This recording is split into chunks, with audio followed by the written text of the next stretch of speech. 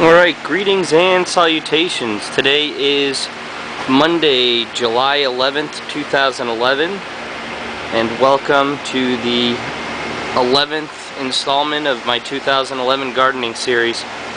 So, just to catch up, you can see a couple new things. I've trimmed this maple to actually look more like a maple, and you can see how little the original one is.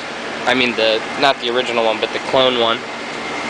See, I'm starting to get some flowers on my hosta.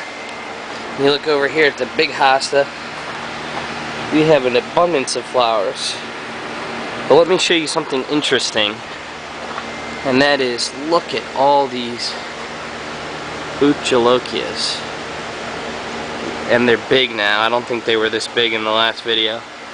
I don't have any that are red yet, or ready to pick. But I just have a ton of them. And this was the plant in the last video where I was like Pod City baby, but this is no longer the only bhut plant to have pods, so we'll move along. You can see my one lovely hydrangea. I haven't been getting that many flowers on these because I've been having to trim them so they don't overtake the peppers. But we got two bhut plants here and a jalapeno, and they've all sort of collapsed over on each other and are all growing jumbled together. We've got quite a few flowers. Maybe, oh yeah, there's a couple that look like they've just barely started to set pods. Yep. There's a tiny little fresh pod right there. These are my two bhut plants. And then here's jalapeno that has got some really big, good size jalapenos on it. And it is all collapsed down against the ground. But it is just full of big fat habaneros laying against the ground as it is. Here is a Mexibel, and these seem a lot smaller and rounder than the F1 Mexibels were. And this is the plant that set peppers later than the other one. And we'll take a look at the other one to see if there's any difference. My tomatoes, you can see some sickness on them. They're not liking the heat too much, but that's not stopping them from producing tons and tons of tomatoes. And you can see I've trimmed out a lot of the understory leaves because I had a lot of yellowness on them. But I'm trying to force the growth up along the canopy. You see I got my first red one right there. I'll probably pick that guy later today. There's one there. And if you want to see where most of them are, it's up top. And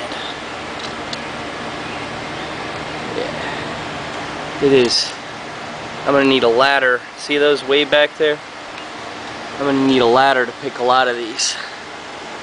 But here's all my tomatoes growing high up in the canopy above. And let's come back down.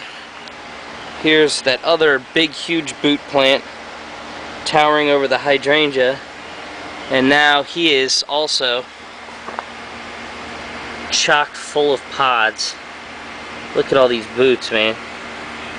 We have got quite a bevy of bhut jolkias on this guy, and he's a big plant, and he is still got quite a few flowers growing too, so I'm excited to see all the, look at that, it's like one leaf axil, and we got 5 peppers growing off of one axil. A lot of pods on this guy now, and I was concerned, remember, because it hadn't grown any pods. And let's look at the habanero. None of these, actually I got one ripe one. Look at some of the big monsters I got on here. That's a good size habanero, isn't it? And it's because they're crossed with the chocolates, which is a red Savina and a chocolate crossed together. And these are the F3 of that crossing.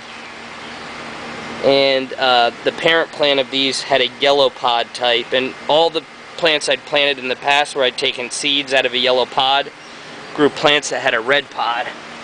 But if we look down here, we got a ripe one finally, or close to ripe one, and he's pretty orange. He's very close to yellow. The other ones before this were basically like banana yellow. This guy looks very orange. He looks a lot like a regular orange habanero, so I might let him go a little bit longer to see if he reddens up, or if this is as red as they're gonna get. Which is cool, because these came from a banana yellow pepper, which came from a blood red pepper, which came from a cross between a chocolate. I think the seeds of the F1 cross came out of a pod that had the chocolate habanero phenotype. So it's pretty weird when you destabilize plants, phenotypes through hybridizing them, how weird the different generations of the same successive seeds over and over again. You get, I don't know, I'm mumbling, but you get some weird results when you cross stuff and let it go. So let me climb in here. More of these Mexi bells, and yeah, they're way smaller, and these have been going for a while. And this one here is probably the biggest one, and that's way smaller than the last year Mexi bells. They are smaller and rounder. They look just like cherry peppers. So I'm interested if they're going to be hot or if they're just going to taste like a bell pepper. I will not know until they get ripe and I pick one and eat one. Nah, here we go. This was like the worst plant, and it still looks kind of crazy and leaf curled and stressed out, but it is producing, man. It's kicking my other cayenne plant's butt. I got quite a abundance of pods on this. There's a flower that just said it's turning into a pod. There's a real little pod right there. There's another big old pepper there. There's another big old pepper here. So this plant I'm pretty pleased with. This guy, he's real sparse, stringy jalapeno. Really, he's making much smaller jalapenos. The other one's a lot more squat and producing big fat peppers. This guy's real, and these seeds both came from the same pod from jalapenos I grew last year.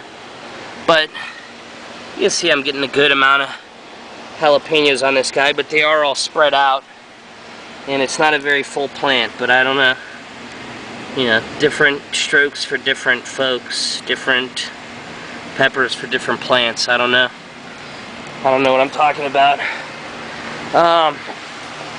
And then a quick look at this maple tree.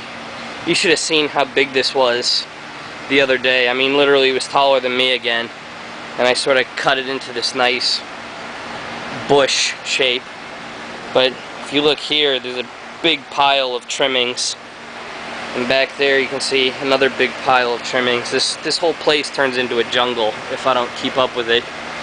And then last but not least, this guy has finally started to set pods again, and he's making some big long cayennes. That's a curly guy right there. There's one up there. There's another one up here. This one's pointing upwards. It thinks it's a Thai pepper. But yeah, this guy's turning around now too. Here's a little one that's just barely set and starting to turn into a pepper. But yeah, man, I got tons of pods. Got a ripe tomato I'm ready to pick. I might pick that one habanero, assuming if it doesn't get much darker in color in the next couple days. But I know I've been doing a lot of beer videos. I've been meaning to get back to the garden, so this is my garden video, part 11. Thanks for tuning in, guys. I'll see you next time. Bye.